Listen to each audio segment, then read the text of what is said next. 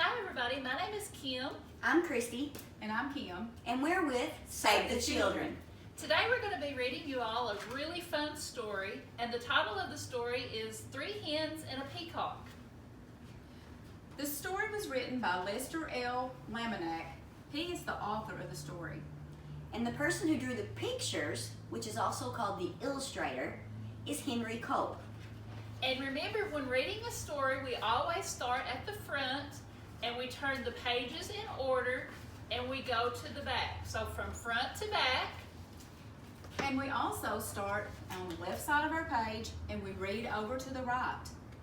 And don't forget, while you're reading front to back, left to right, you want to go from top to bottom. And once again, the title of the story is Three Hens and a Peacock. Things were quiet on the Tucker's farm. The cows chewed their cud. The hens clucked and pecked and laid their eggs. The old hound stretched out on the porch, watching and listening. Once in a while, someone would stop to buy tomatoes or corn, perhaps a quart of milk. Nothing unusual happened there until that peacock showed up. The cows and the hens and the old hound kept right on doing what they'd always done. But that peacock had never lived on a farm. He had no idea what to do. So he spread his fancy feathers and set to shrimping. Eventually, the peacock wandered down the road. When cars whizzed by, he shook his feathers and cried out in his loudest voice. Of course, folks stopped for a closer look. day after day, more folks stopped to admire the peacock, and they all bought tomatoes and corn, eggs and milk.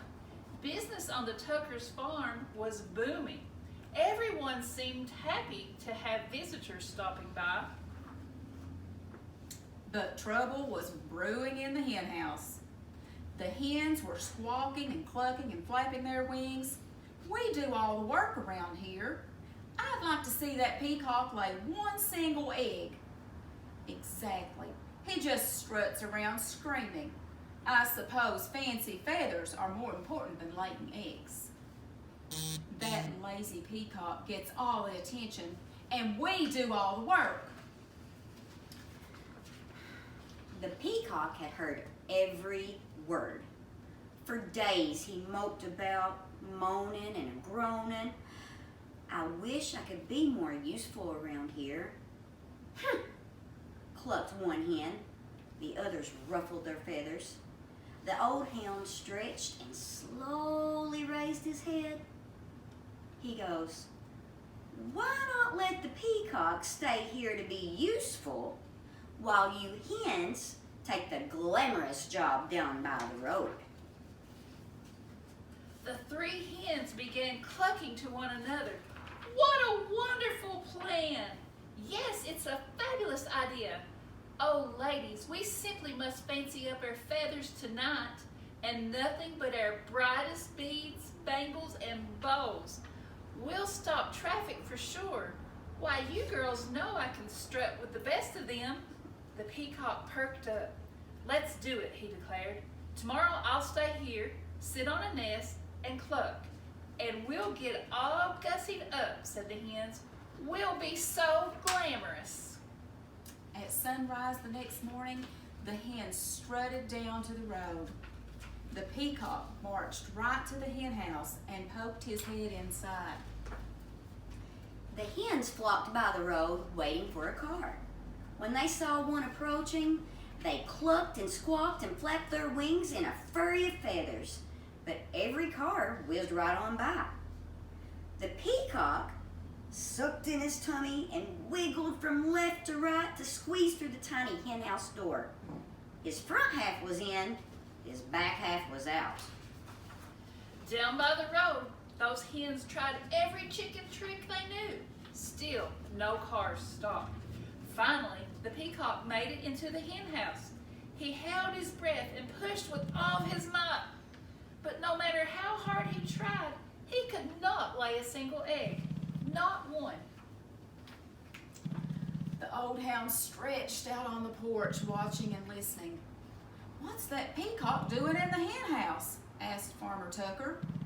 "Who knows?" said Mrs. Tucker. "And what are those hens doing down by the road? Not a one of them is up here laying eggs."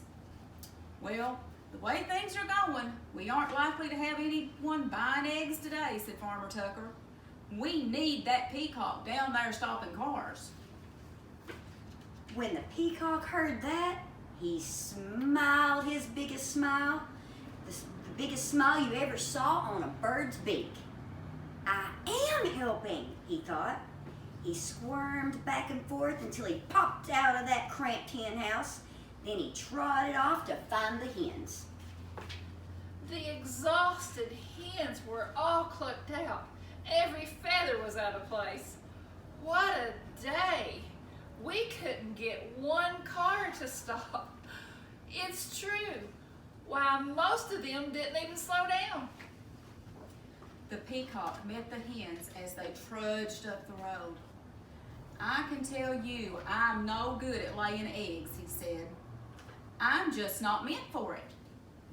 One hen nodded. "I put on my stellar strut, and even I couldn't stop a single car," she said. "I have to hand it to you, Fancy Feathers. Your job is harder than it looks." The other hens agreed. The peacock looked relieved. So the hens marched back to the hen house. The peacock strutted down to the road. The old hound stretched out on the porch, watching and listening. And things, well, they were quiet again on the Tucker's farm. The end. And we just want to remind you all that reading at least 15 to 20 minutes a day has wonderful benefits. So we're hoping you're taking advantage of the time that you have at home and you're reading every day. Bye-bye. Bye.